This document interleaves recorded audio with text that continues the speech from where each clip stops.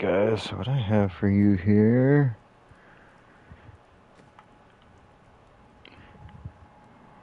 is a build that's just a passive fun build.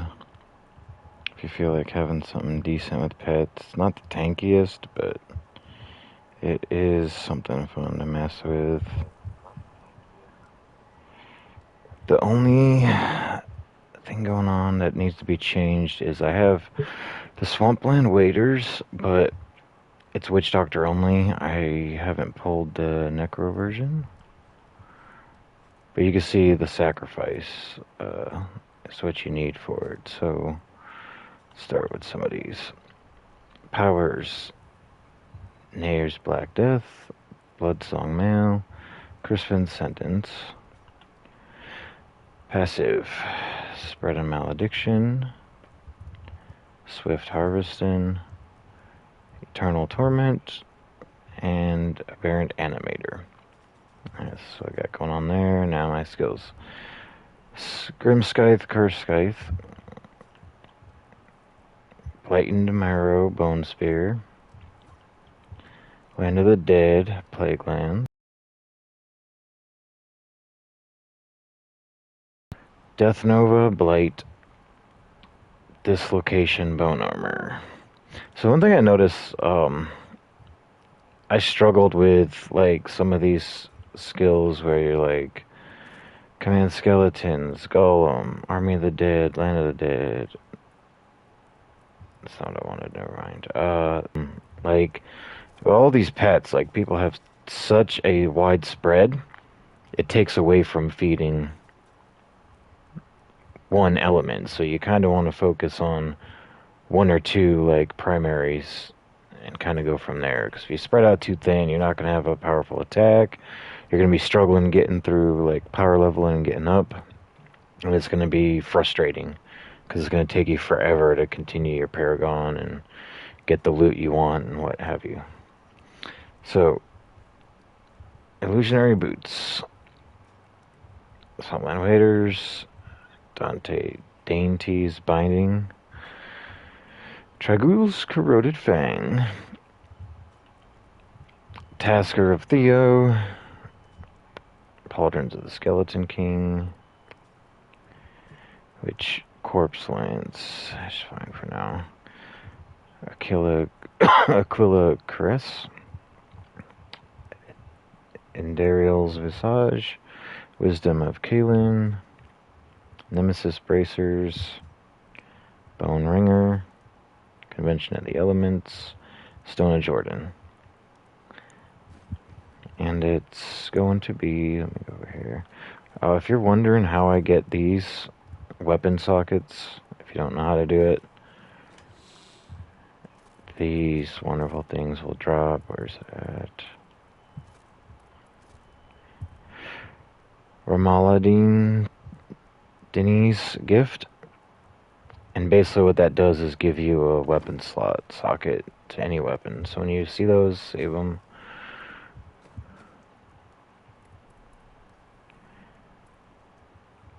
Alright, so that's Bane of the Stricken. I don't remember these names. Oh, it's right there. Dewey, Legacy of Dreams, and Boyarski's Chip. Kind of see what they do. Let me scroll down. That. Alright, so what I'm gonna do, let's see. I'm not super beefy, but since I have one of these stupid things I need to get rid of, a couple of them actually, we'll go ahead and run through this real quick. See how far you can go with it. This is something kind of chilled out. You can just run around, let your pets kind of do the killing.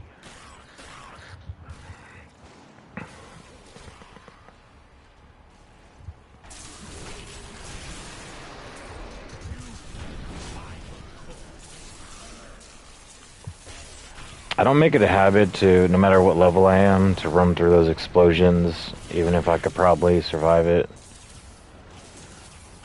Just it's not a good idea because they are one-timers.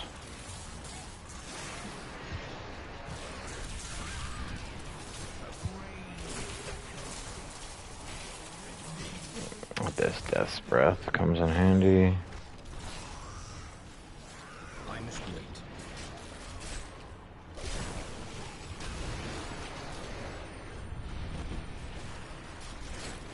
As you can see, I'm just kind of running around right now. It's lower level. But as this keeps going up, it's going to continue to get more and more increased enemies, damage, all that good stuff.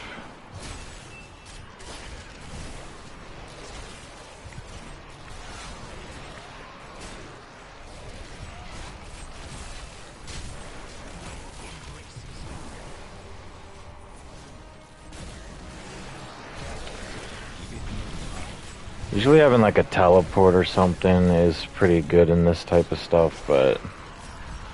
And there it is, I'm dead. Level 59, not too bad, because he's not as maxed up as he could be, just kind of something I put together for a pet build.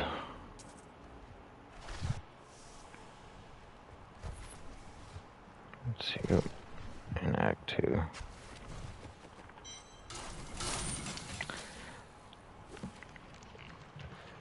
So the Paragon House, really having the right build, I mean, makes that significant difference. Let me see if it's not going to drop here. The Pillars of the Skeleton King was done in Act 1.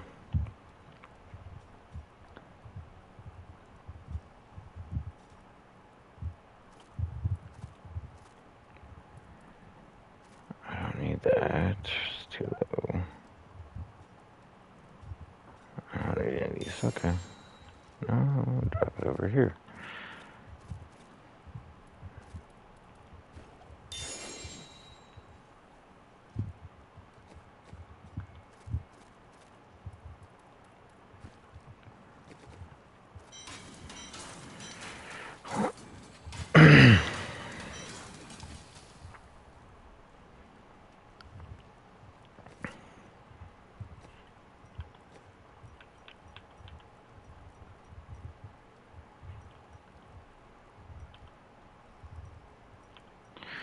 I can't remember where it's at off the top of my head. The Pauldrons of the Skeleton King. Where did I get that? I think it's just the bounty chest. You can do the bounty chest. That's how I did it. You get these 3 bounties, and you're good to go. Those guys. And then these wonderful boots are dropped from Act 2. Your bounties chest, cash, whatever. So you do these 3 apostrophes, and they'll drop from that. Let's see here. I'm on Torment 11. Because again, my guy does not have it's level 29, 14. Which I don't have the second because it's not level 25 yet. And then that one does. So that could be higher, I just haven't farmed them a whole lot yet.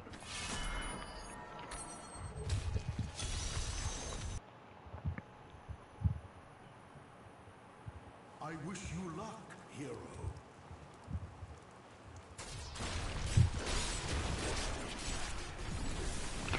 Kind of run around in your Nova, or you could just Skype them. See, it's pretty chill.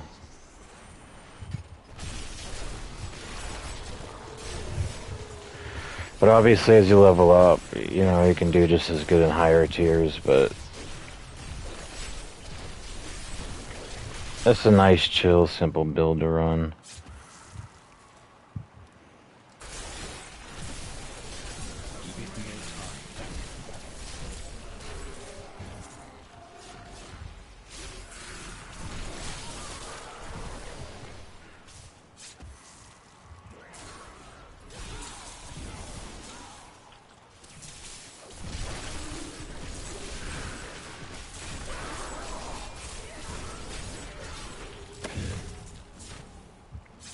Skeletons are getting a good amount of damage. can top off stragglers, start the charge on potential enemies off screen. I mean, I'm not even attacking them, and you could see they're pretty much getting the job done for me. That's the biggest thing about pet builds. It's so unique that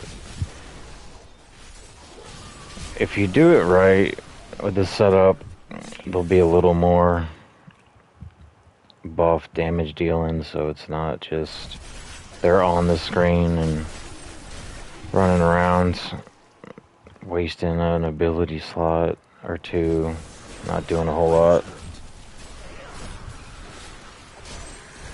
What happens with sacrifices, they explode and damage, but they will keep respawning automatically. See, they're kind of coming back.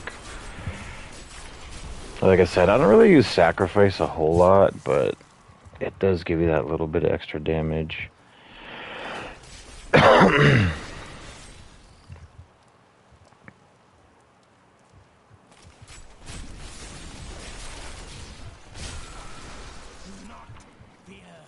probably eventually farm these gemstones a little bit more. It's just those keys are hard to come by unless you farm them up a little bit. But I got a couple builds I've been working on, so I kind of been splitting it up a little bit.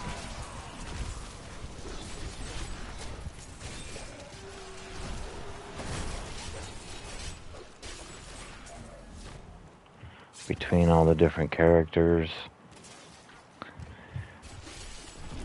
I got a witch doctor on deck with a pet build, and then I got I wanted to do something different, so I have a barbarian. I'm gonna try a lightning build with him, which isn't ideally top tier, but I'm using the Wrath of the Waste set to mess with it. So like I said, I've been kind of spreading out my gem farming, leveling. Because the best thing to do is have one top character, farm your gems, level them up, get them to a certain point, and then the lower level guys that you haven't exactly got primals and all that good stuff for can do a little bit better. You can go higher levels, kind of power carry. Although in multiplayer, if you run with the right people, you'll get these level 10,000 Paragon guys that'll carry you through a couple rifts or something, but if you're just, wanting to do something by yourself, do your own thing, that's fine too.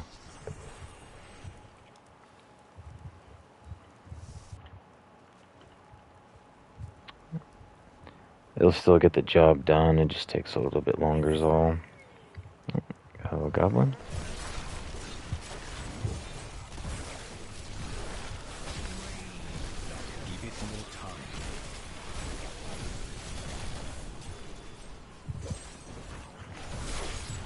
Gem goblin, okay.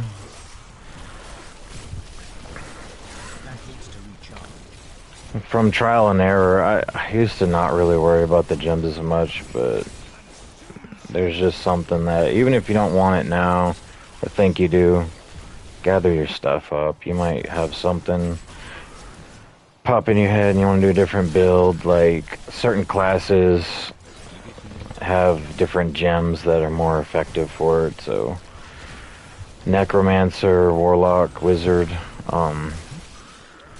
they have intellect as their primary, barbarian, strength, think paladin. I don't really run paladin a whole lot. His strength as well. Then you got your demon hunter, the dexterity. So make sure you save up the gems, plus your upgrades. If you want to transmog an enchant, you're going to need it, or to slot it into your armor and weapons. Might have a buff that you want. I usually do like their primary gems, and then the vitality is a big one. Like I need to get this Thorns gem up so he doesn't get too squishy. As you can see, I'm kind of taking a lot of damage here. And not healing. Ultimately dying like that. That needs to recharge. Even with the bone armor.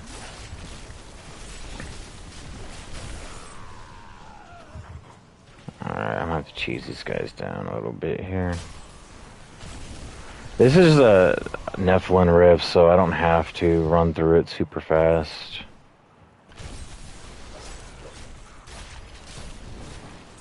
That needs to recharge.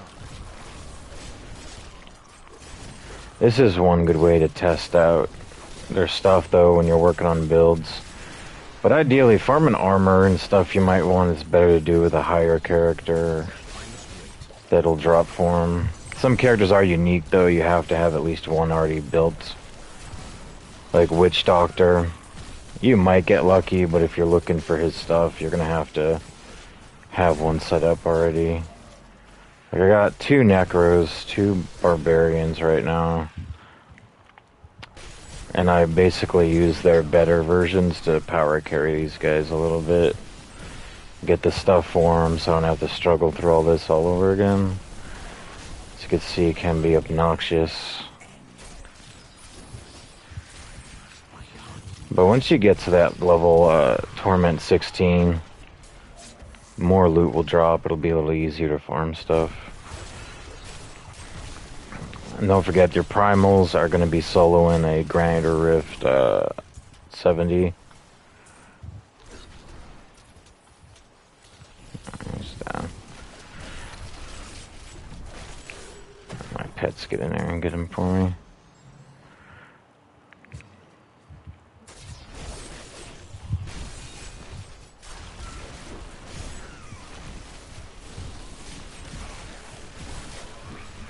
And in these Nephilim rifts, when the Rift Guardian spawns, it won't despawn all the enemies.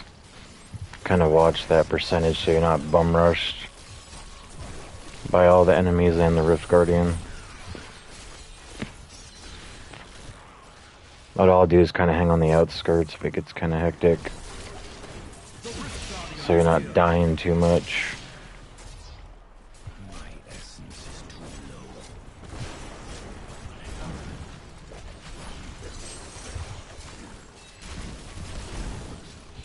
Gotta watch those one-time attacks.